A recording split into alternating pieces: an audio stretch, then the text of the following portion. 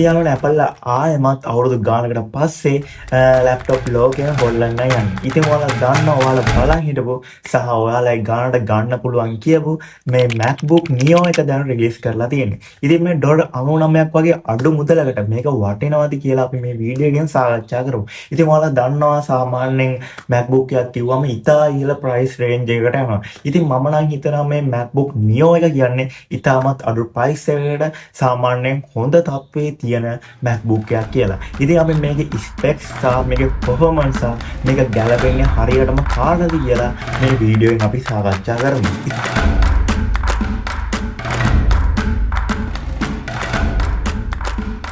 ඉතින් මේකේ ඩිසයින් එක ගත්තොත් Apple මේ පාර fun and fresh විදියට යාලගේ ඩිසයින් එක නිර්මාණය කරලා තියෙනවා. ඉතින් මේ කලර්ස් ගත්තොත් කහ, රෝස, නිල් සහ සාමාන්‍යයෙන් MacBook වලට එන සිල්වර් කලර් එකත් මේකේ බලා ගන්න පුළුවන්.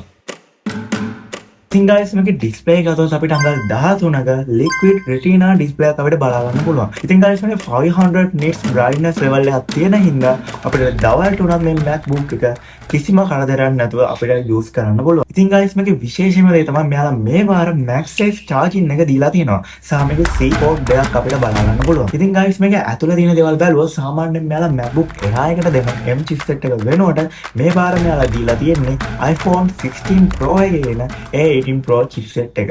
ඉතින් guys මම නම් හිතනවා මේකේ ස්පීඩ් එකේ පොඩි වෙනසක් වෙයි කියලා. මොකද මම දන්න තරමේ M chipset එක A chipset වලට වඩා ස්පීඩ් එක වැඩි.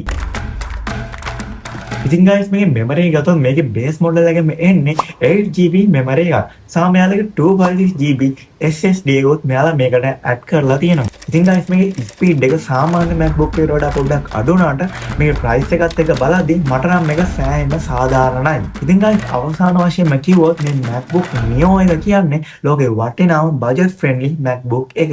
ඉතින් guys මේ price එක ගත්තොත් ලංකාවේ හැටියට $1,02,50 අතර මුදලක් වෙනවා tax එකත් එක්ක.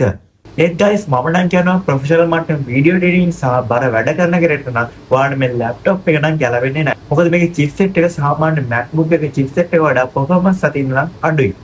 ඉතින් guys ඔයාලා මොනවද හිතන්නේ මේ MacBook Neo එක ගැන? සහ මේ price range එකට මේ laptop එක ගොඩක් වටිනවද? ඔයාලගේ මතය comment කරන් යන්න.